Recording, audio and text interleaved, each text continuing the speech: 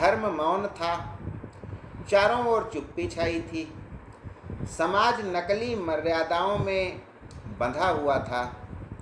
जीवन अधूरी सांसें ले रहा था और ऐसे में समाज को एक नई दिशा देने के लिए समाज के ठहरे हुए जल में एक पत्थर फेंका जाता है और वह पत्थर एक ऐसे महापुरुष के द्वारा फेंका गया जिसका सारा जीवन विवादित रहा। तो आइए ज्ञान गंगा के इस 3 पत्ती कार्यक्रम में हम जानते हैं भगवान रजनीश के विचारों को, जो समाज से विद्रोह करते हैं। भगवान रजनीश ओशो के नाम से जाने जाते हैं। उन्होंने अपने जीवन में समाज को एक नई दिशा दी और जो मान्यताएं चल रही थीं उन पर प्रहार किया। इनका पहला विद्रोही विचार है कि जो सच हम बोलते हैं वह सच नहीं है। सच बोलने के लिए हमें साहस चाहिए होता है, लेकिन हम सुविधा से जीने लगते हैं। हम वही कार्य करते हैं जो समाज को पसंद होता है, दूसरों को पसंद होता है। हम अपनी स्वतंत्र चेतना के बल पर वह सत्य अपनाते ही नहीं हैं जो वास्तविक होता है। जब बच्चे को कहा जाता है बचपन में कि बेटा सत्य बोलो, वह उस पर आंख मूंद कर विश्वास कर लेता है। लेकिन जब वह बड़ा होता है तब उससे कोई कहता नहीं है कि आप झूठ बोलो, लेकिन वह सत्य को मोड़ देता है। सत्य की जगह पर वह सुविधा जिसमें उसे होती है वह बोलने लगता है, क्योंकि वह जब बड़ा हो जाता है, उसकी बुद्धि का विकास हो जाता है, तो वह समझने लगता है कि यहाँ पर सत्य बोलना हानिकारक हो सकता है या समाज को स्वीकार नहीं होगा तो समाज हमारी निंदा करने लगेगा। इसलिए अब वह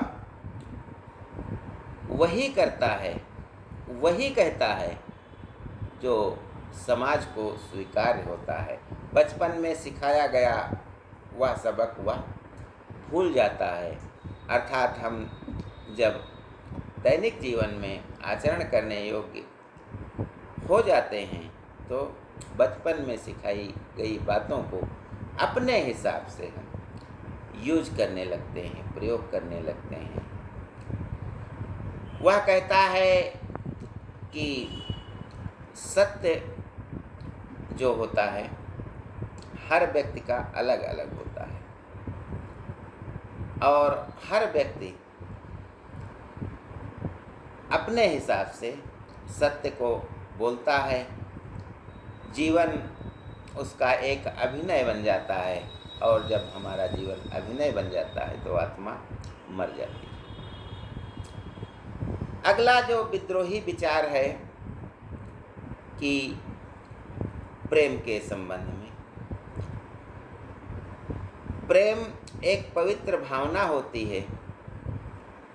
प्रेम का केंद्र आत्मा होती है और वासना का केंद्र शरीर होता है। यानी वासना शरीर से आती है और प्रेम आत्मा से आता है। लेकिन जहाँ कोई व्यक्ति बोलता है कि तुम मेरे हो, वहाँ प्रेम नहीं, एक मालिकाना हक सामने आ जाता है जो एक को दूसरे का गुलाम बना देता है। और जहाँ गुलामी होती है वहाँ प्रेम नहीं होता है, प्रेम मर जाता है। जब पत्नी हो या प्रेमिका हो, जब एक दूसरे को लोग गुलाम बनाने लगते हैं तो वहाँ प्रेम अपने आप मर जाता है। तो यह विचार प्रेम के संबंध में, यानी प्रेम को किसी बंधन में नहीं बांधा जा सकता, प्रेम को गुलाम नहीं बनाया जा सकता। ये यह ओशो का प्रमुख विचार था। अगला विचार था कि जो लोग कहते हैं, जो मान्यताएं चल रही हैं कि गरीबी में परमात्मा का वास होता है, इसके खिलाफ ओशो ने अपने विचार रखे। उन्होंने कहा कि गरीबी में यदि ईश्वर का वास होता तो गरीबी को हटाने के लिए लोग क्यों आगे आते, हमारी सरकारें गरीबों को क्यों हटाती, हम सुविधाजनक महल क्यों बनाते, हम सुविधाएं क्यों इकट्ठा करते अपने जीवन के लिए, चाहे एसी हो, चाहे बिजली हो, चाहे खाने पीने की वस्तुएं हों, हम सुविधाजनक जिंदगी जीते हैं। लेकिन जहाँ कहने की बात आती है तो कहते हैं गरीबी अच्छी। ओशो ने कहा था कि गरीबी एक अभिशाप है, क्योंकि जब कोई प्रवचन हम सुनते हैं तो जो प्रवचन दे रहे होते हैं वे कह तो रहे होते हैं, झोपड़ी की बात कर रहे होते हैं, अमीरी के खिलाफ बोल रहे होते हैं, दौलत को गलत बता रहे होते हैं, लेकिन उनके पास बहुत दौलत होती है, वे सुविधा भोगी होते हैं, हवाई जहाज़ों में चलते हैं, लेकिन हमें क्या सिखाते हैं, जीवन में त्याग करो और धन कुछ नहीं है, सब मिट्टी है, ऐसे उपदेश देते हैं। लेकिन जो सुनने वाले हैं वे इसीलिए सुनते हैं कि उनकी भी गरीबी दूर हो जाए। तो ओशो ने इस सत्य को पहचाना और उन्होंने कहा कि गरीबी एक अभिशाप है, परमात्मा गरीबी में ही नहीं बसता है। हम जीवन धरती पर पाए हैं और पीढ़ियों से जो विकास हुआ है उसका यदि हम नहीं सदुपयोग करेंगे तो कौन करेगा। इसलिए यह कहना गलत है कि गरीबी में ईश्वर निवास करता है, अपितु सत्य तो यह है कि गरीबी हमारे लिए अभिशाप है। गरीब कोई बात करता है तो लोग नहीं सुनते हैं, अमीर कोई बात करता है तो लोग उसको अपना लेते हैं। इस प्रकार देखते हैं कि गरीब की कोई इज्जत नहीं होती है। तो इसीलिए हमारी सरकारें और हम स्वयं अपनी गरीबी दूर करने के लिए तरह तरह के छल कपट भी करते रहते हैं। अगला विद्रोही विचार है कि संस्कृति जो है हम पर जबरदस्ती थोपी जाती है।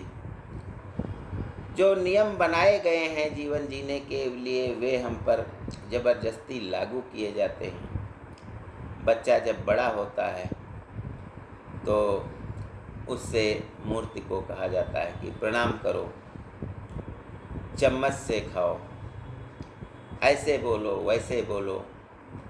तो जब हम उनको किसी बच्चे को नियम में बांध देते हैं तो वह उन्हीं नियमों में ज़िंदगी भर बंधा रहता है और हमारा विकास रुक जाता है। ओशो कहते थे कि हमें बने बनाए नियमों को पालन नहीं करना चाहिए, अपितु उनके पीछे क्या परिस्थितियां रही होंगी उनका विस्तृत अध्ययन करके तब नियम बनाने चाहिए जो हमारे लिए हमारे विकास में बाधक न हो, उन पर हमें चलना चाहिए। ओशो का अगला विद्रोही विचार है कि विवाह में प्रेम कैद हो जाता है और जो कैद हो गया वह मर जाता है। विवाह में स्वामित्व की भावना आती है और जब कोई किसी पर शासन करने लगता है तो एक दास बन जाता है और एक स्वामी बन जाता है। अधिकतर पत्नियों को दास बनाकर ही रखा गया है। तो यह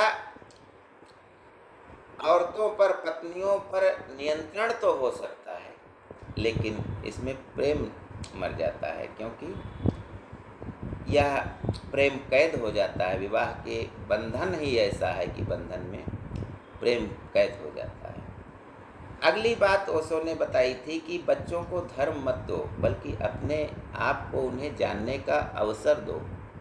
जब कोई बच्चा पैदा होता है तो वह किसी धर्म का नहीं होता है, और ज्यों-ज्यों वह बड़ा होता जाता है, हम अपनी धार्मिक भावनाएं उस पर लादते रहते हैं। लेकिन ओशो ने कहा था कि उन्हें ज्ञान दो, उन्हें आत्मा का ज्ञान दो। जब वे स्वयं को जान जाएंगे तो धर्म को अपने आप ही खोज लेंगे। वे फिर जरूरी नहीं है कि पैतृक रूप से जो चला आ रहा धर्म है वही अपनाएं। जो उनको अच्छा लगेगा वो अपनाएंगे या स्वयं बना लेंगे अपने नियम। तो यदि हम किसी बच्चे को धर्म की डोरी में बांधते हैं, तो वह जरूरी नहीं कि उसमें बंधना पसंद करे। हो सकता है वह उसमें परेशान हो रहा हो, इसलिए उसको स्वतंत्रता से जीने दो। अगली बात बताते हैं कि डर से जो धर्म उपजता है वह गुलामी सिखाता है, वह धर्म नहीं होता है।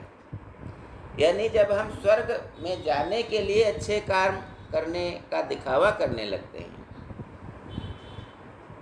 और नरक से बचने के लिए हम सही होने का नाटक करने लगते हैं, तो हमारा जीवन एक नाटक बन जाता है। वास्तविकता उसमें नहीं रह जाती है, क्योंकि हमने डर के मारे से सब कुछ करना प्रारंभ किया है। और जहाँ व्यक्ति डर के मारे करे तो वह धार्मिक गुलामी ही कही जाएगी। स्वर्ग के लिए अच्छे काम करने का नाटक कर रहे हैं, अच्छे काम कर रहे हैं, तो हम ये गलत है ओशो की निगाह में। ओशो कहते हैं कि मानसिक गुलामी धर्म देता है। धर्म तो व्यक्ति खुद खोजे तभी वह आगे बढ़ सकता है। अगली बात जो कही गई है वह है कि धर्म और राजनीति जब मिल जाती है तो धर्म की आत्मा बदल जाती है, क्योंकि राजनीति को जो धर्म का सहारा मिल जाता है तो राजनीति धर्म की बैसाखी पर टिक जाती है, और वह धर्म जो होता है वह राजनीति को तलवार प्रदान करता है कि मारो काटो। ऐसी भावनाएं प्रबल होती हैं, लोगों में वैमनस्य फैलता है। तो इसलिए धर्म अलग है और राजनीति अलग है, इसको कभी भी एक नहीं किया जा सकता। ज्ञान गंगा में बस आज इतना ही। जय हिंद, जय भारत।